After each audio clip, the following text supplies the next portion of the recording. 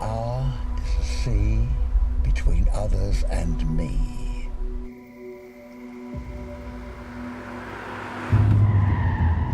With them would shelter be.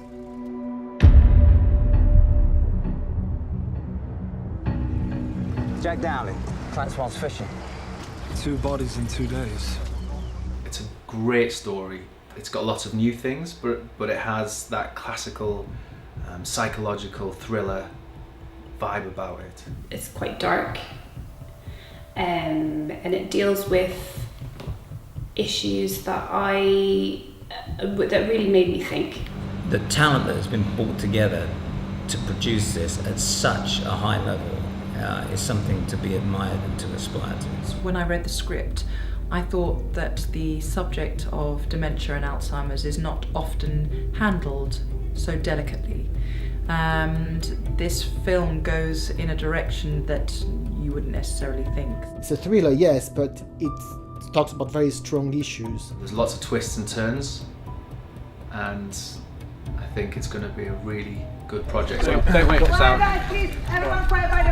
1, 3, 4, take 1. The thing that interested me about the script was the fact that it was a merging of a detective thriller and a drama. It's got all that pace and intrigue and atmosphere, but it also has that kind of heavy drama element with sort of themes like grief, which I think makes it something a little bit more unusual from your sort of general thriller. I jumped on board because I liked the team and the passion they had for the project. And I think, we're dealing with a very interesting and important topic that was quite important for me to sort of, make an important film that has a real message. I got involved with the movie because I was approached by Matt Hawkins. Matt is somebody I've worked with. Dom and I have worked together as well. So it was very much a family unit. And because of that, it was a real pleasure to shoot. I cast it as well. So we've got Alan Ford, Hannah Waddingham, who I've worked with before. There's obviously, she's done big things like Game of Thrones. I got involved in the project because Michael McKell, I think, spoke to the director, Dom Lenoir, and said that he thought that when he read the script, he thought that I would be the best person to go to for this woman because she has a stillness about her, which I suppose is a compliment. But I was interested in playing her because it's not the stereotypical kind of role for a woman. It'll make you think. So I played Detective Ryan Barnes. He's quite mellow at the start, but then he experiences a bit of trauma early on. His wife gets into a car accident. Then there's a sudden change in his arc, kind of goes up and down throughout the film. He's on a case chasing a killer. So there's quite a lot of demons that emerge throughout the film. The character I play is a detective. He's an older detective who is nurturing and taking care of a younger detective in a father-son kind of relationship. But the younger detective is dealing with grief. I encourage him to use the work to lose himself and just to deal with that situation. And Harris was originally trained as a police officer, and then he trained as a detective.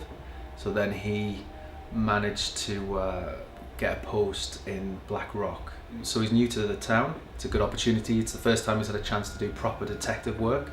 So he's quite keen and enthusiastic, and sometimes he steps on people's toes, even though he doesn't mean to. He means well. The thing that interests me about this story, I don't know, I saw similarities in the character in terms of the drive. I really thought I could bring something that added another element or dimension that maybe wasn't in the script. I think the team on board as well. And just the idea of doing something a little bit different in a sort of isolated location on a very tight shoot, very challenging. I played Jessica, who is one of the nurses that is looking after Barnes's wife while she's in the hospital in a coma. It was quite interesting for me to play a character who really puts other people ahead of herself. Most of my scenes take place in Sarah's hospital room. The interactions are mainly between myself and Barnes, and it's quite an intimate environment. It feels like a very safe place to work as an actor. So I didn't have a massive amount of time to prepare, because obviously I was helping with the production and the producing side as well.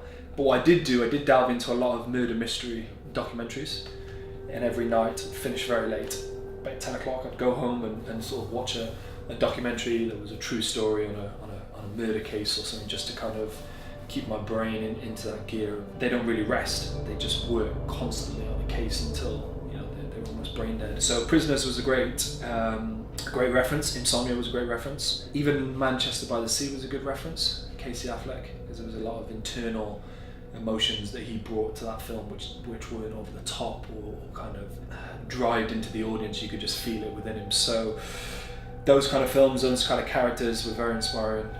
So in terms of research for my character, I spoke to a real detective, a retired detective, and he was telling me a little bit about some of the traits that a detective might have. So the ability to read people and to have empathy, and he also talked about reading body language.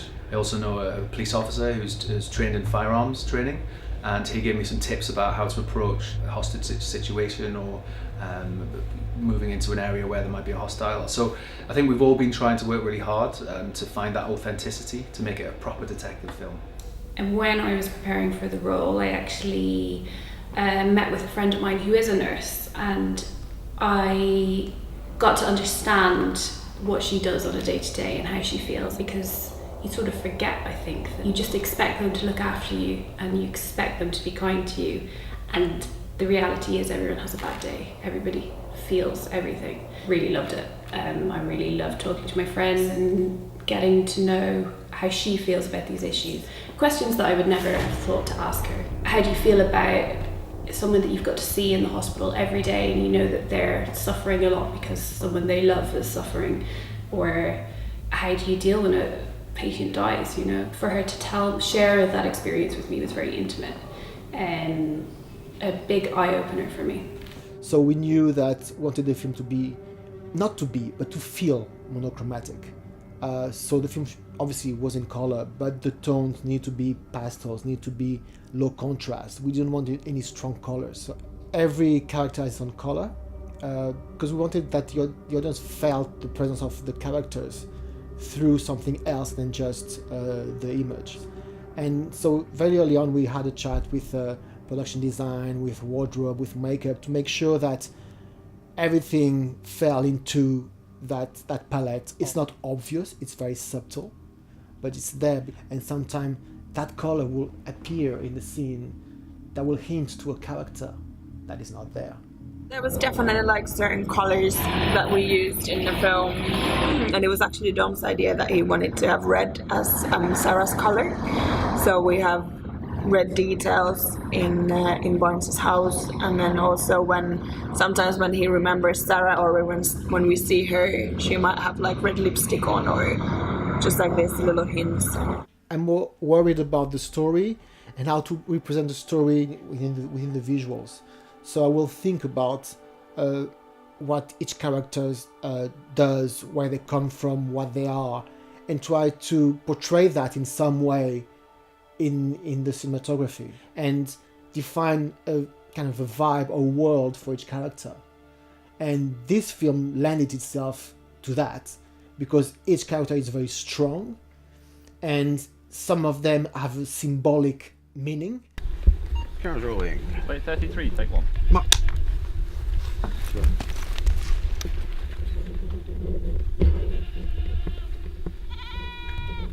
Quiet those goats down.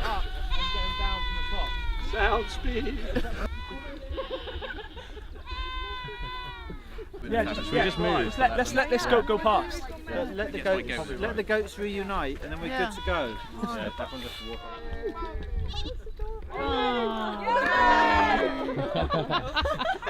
We've gone for a very unique, exciting landscape, and it's very much away from the kind of small town beat cop kind of feel that you get in a lot of, TV dramas in England.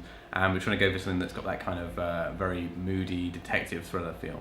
We found a really good town, Linton and Lynmouth in Devon, so we had limited location moves. Everything was 5 to 10 minutes drive from each other, which I think was an easy thing for us in terms of production and logistics. The environment of the movie is like the third character, and it's extreme in its cliff top by the sea and has an eerie, otherworldly feel to it.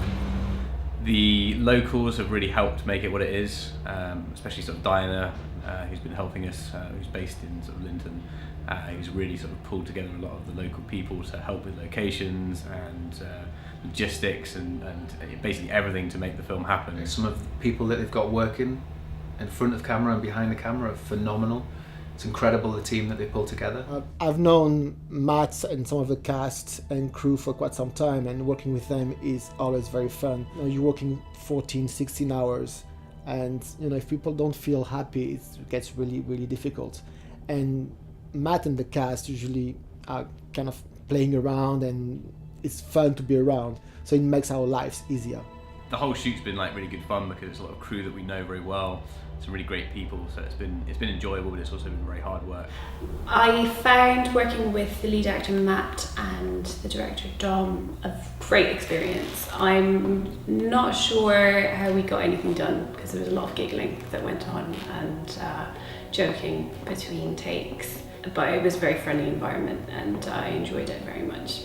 I think we were really lucky. I think we had really a top quality crew on this film. We had an amazing director, DOP, production designer. Everyone was really, really motivated and passionate about the project. And because we were all shooting in the same village, it kind of became a bit like a little family. I think there's loads of funny stories. Some we can talk about, some we can't really talk about. There was a doll that was found on one of the art department trucks, and that doll ended up in all sorts of strange places, in all sorts of strange positions. So you will receive a photo from on your phone in the middle of something, and what is that?